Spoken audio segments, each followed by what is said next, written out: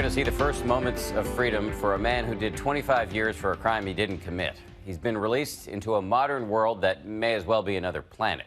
Now navigating cell phones, employment, and the question, what role, if any, should anger play in his life? You are watching what Tony Wright calls the best day of his life, walking out of prison, taking his first steps as a newly freed man. God is good. God is good. God is good. Grateful, even after spending the last 25 years locked up for a brutal crime he didn't commit. The 1991 rape and murder of 77-year-old Louise Talley. Wright was sentenced to life in prison. He was just 20 years old when he was arrested. When you found yourself in shackles, being accused of rape and murder, and on your way to jail, what was going through your mind? Man, I was crying inside, man, like a baby. But I couldn't let those guys see it, man. I was numb. My whole body shut down. He says after the police in Philadelphia questioned him, a detective came in with papers for him to sign. I wanted to look at the papers and see what I was signing. They said, just sign the papers and you go home. And, you know, everything they told me to do, I did. The papers contained a detailed confession written in longhand by the detective, even noting the black sweatshirt with Chicago Bulls and a pair of blue jeans with suede on them that detectives say they later found at Tony's apartment. But years later, DNA evidence would tell a very different story. A team of lawyers, including Peter Neufeld and Nina Morrison with the Innocence Project, fought for years just to get permission to conduct DNA tests on the rape kit and on that clothing entered into evidence. When that DNA evidence came back and showed that you had not raped her, what was going through your mind? One of the happiest days of my life. I wanted my family to know that I was innocent. I wanted Miss Talley's family to know that Anthony Wright didn't commit a heinous crime against their loved one. You might think the story ends here, that with the magic bullet of DNA, Tony would be immediately released. But you would be wrong. Anthony Wright is still in a nearby state prison facing, I can tell you, a retrial. The prosecutor decided, I don't care. I'm going to take it to trial. I'm going to invent a whole new theory of guilt.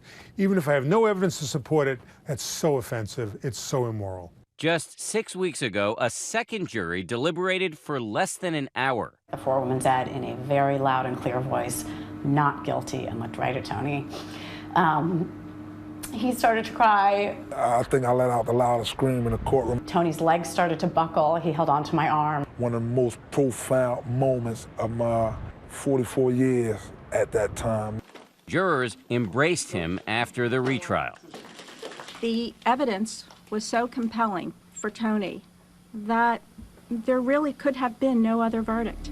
In statements to ABC News, the Philadelphia DA's office stood by its decision to retry Tony and the evidence collected by police, saying the verdict only shows that the jury did not find that Anthony Wright's guilt was proven beyond a reasonable doubt. Nationally, nearly 2/3 of all the people exonerated through DNA evidence are African American. It's hardly unreasonable to conclude that there is some racial bias at work. Certainly there are questions that need to be answered about why Tony was wrongfully prosecuted in the first place. Congratulations. Thank you. Appreciate it. Thanks so much. 2 days after Tony's exoneration, we caught up with him in Philadelphia. This is all like Independence Plaza. As he was trying to get a toehold in his new life. Wow. One of his lawyers, Sam Silver, by his side. Suddenly, a passing reminder of life on the inside. I was just on that bus a couple days ago. A bus carrying some of his old prison mates to court. Tony's new freedom comes with something he has not had in a quarter century: choice. Everything from what to eat You good? to which eyeglasses to wear.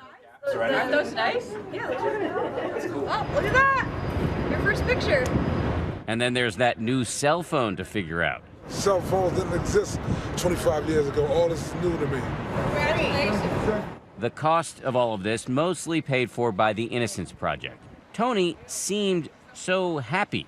I always try to find the good out of every situation. For every person that point the finger at me, there's two persons that give me the thumbs up. That's what I focus on. They locked my body, but my mind was always free. But I couldn't help but wonder, How are you not angry? If you're angry all the time. It'll ruin you. It'll ruin you. You're so close, but you're still so far away. he says it's all about faith, family, and one other thing. Sit comfortably, feel your breath coming in and going out. Meditation, which he says he learned behind bars. Yeah, come on, man. In New York City not long ago, we were right there as Tony visited the offices of the people who helped to set him free, the Innocence Project. At this point, he'd been out for about 3 weeks, and he just learned that one of his lawyers had helped him land a job at the federal courthouse. Every day, suit and tie. Every day. Did they tell you that? Yes. Really? Told me that. He told us he was looking forward to that first day on the job. I can just stand here all day just like this. While savoring every moment of his new freedom. Inside, you couldn't do this. You go take a shower with your boots on, and to be outside with your shoes off, it's unbelievable, man. After so much time was stolen from him, he says he doesn't have a minute to waste. And you can hear much more of my conversation with Tony Wright about the role of meditation and yoga in his life on the 10% Happier podcast, available on abcnews.com and on Apple Podcasts.